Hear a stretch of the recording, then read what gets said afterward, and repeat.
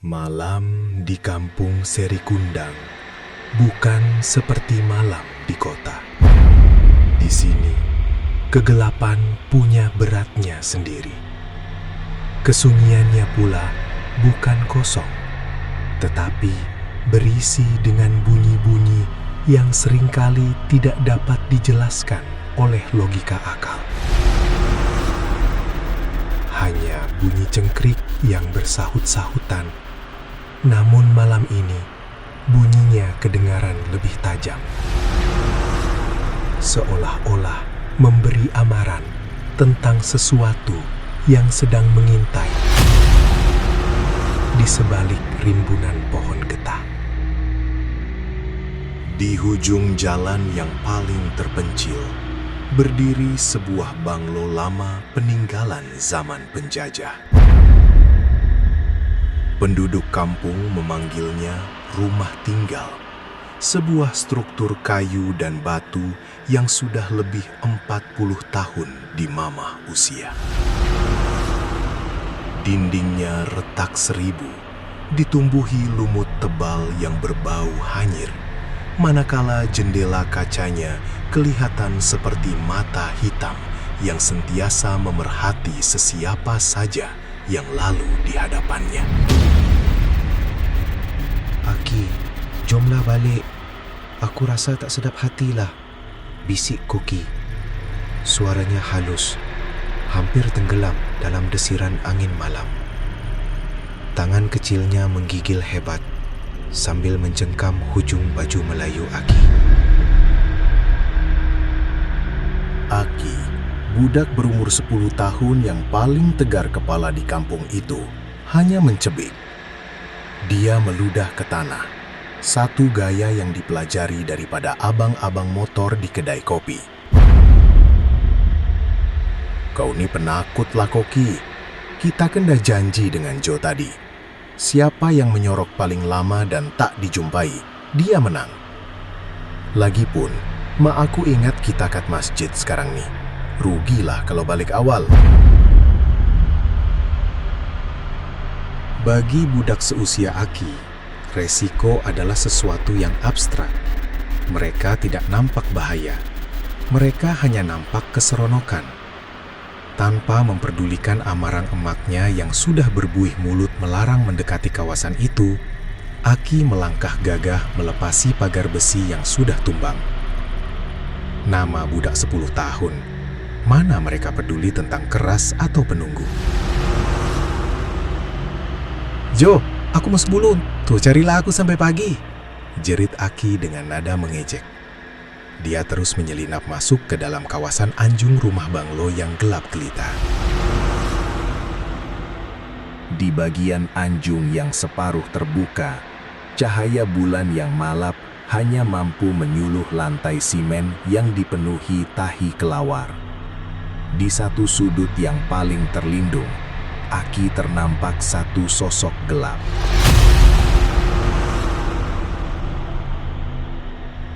Sosok itu sedang duduk mencangkung, membelakanginya. Bajunya nampak hitam kusam, dan kepalanya tunduk ke bawah. Johnny, konon nak cari aku. Rupanya dia sendiri dah menyorok kat sini, fikir Aki dalam hati. Dengan penuh berani dan tanpa sedikit pun rasa curiga, Aki berjalan perlahan-lahan dan duduk mencangkung tepat di sebelah sosok itu.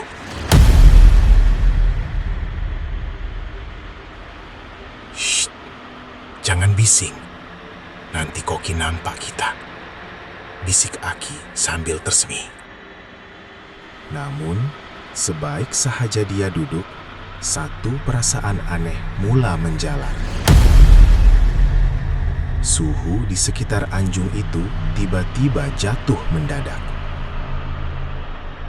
Dinginnya bukan seperti angin malam, tetapi dingin yang menusuk terus ke sumsum tulang. Sosok di sebelahnya itu langsung tidak bergerak, tidak bernafas. Malah, bau hanyir yang kuat mula menerpa hidung Aki. bau seperti air parit bertakung yang sudah berulat. Aki mula merasa tidak sedap hati. Dia menoleh sedikit untuk melihat wajah Joe di sebelahnya. Namun apa yang dia nampak hanyalah kegelapan yang pekat. Wajah itu kosong, samar-samar seperti lakaran pensil yang dipadam kasar. Aki ingin menjerit, tetapi suaranya seolah-olah hilang. Badannya menjadi kaku, seperti dipaku ke lantai simen. Di luar pagar, Joe dan Koki sudah hampir menangis. Sudah lebih 15 menit Aki masuk ke dalam banglo itu, tetapi tiada sebarang bunyi. Mereka memanggil-manggil nama Aki, namun hanya gema suara mereka sendiri yang kembali menyapa. "Joe, jom kita panggil orang kampung," tangis Koki. "Ah boleh, nanti mak bapak kita tahu kita bohong pasal masjid tuh. Masa kita kena rotan?" balas Joe. Tiba-tiba, dari arah jalan besar, kelihatan Aiman berjalan dengan tenang. Dia baru saja pulang dari masjid. Budak-budak nih, kenapa tak balik lagi?" tegur Aiman. "Bang Man, tolong Bang Man. Aki hilang kat dalam rumah banglo tuh." Joe terus memeluk kaki Aiman. Aiman tersentak. Dia memandang ke arah rumah banglo yang tersergam suram itu. Jantungnya berdegup kencang. Dia tahu benar sejarah rumah itu. Aiman berbisik dalam hati. "Aduh, kenapa budak-budak nih main sorok-sorok malam nih? Tak ada tempat lain kah?"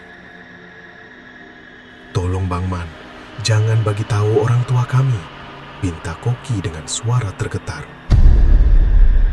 Mereka lebih takutkan rotan daripada hantu, walaupun Aki sedang dalam bahaya. "Dah, korang tunggu kat jalan besar nih, jangan berganjak." Aiman menarik nafas sedalam-dalamnya. Langkah Aiman masuk ke halaman banglo itu terasa sangat berat. Sebaik sahaja dia sampai di tengah halaman, dua sosok hitam setinggi pintu muncul menghalang jalannya.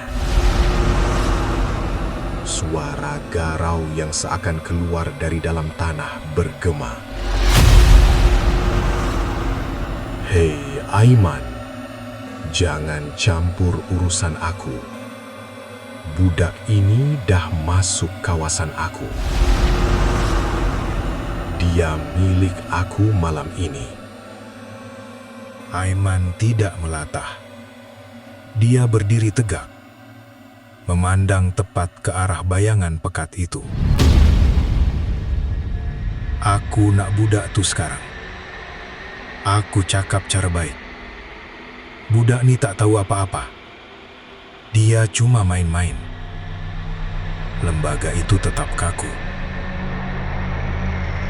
Memberikan tekanan psikologi yang hebat. Aiman membetulkan songkoknya. "Kalau kau tak mau cara baik, aku keluar dari sini sekarang. Aku datang balik bawa Lebay Min. Kau nak aku buat macam tu?" Sebaik sahaja nama Lebay Min disebut, suasana yang tegang tadi tiba-tiba berubah. Makhluk itu seolah-olah tersentak. Nama Lebay Min memang sudah cukup menjadi gerun buat penghuni alam sebelah di kampung itu. Dalam sekelip mata, sosok hitam itu gaib.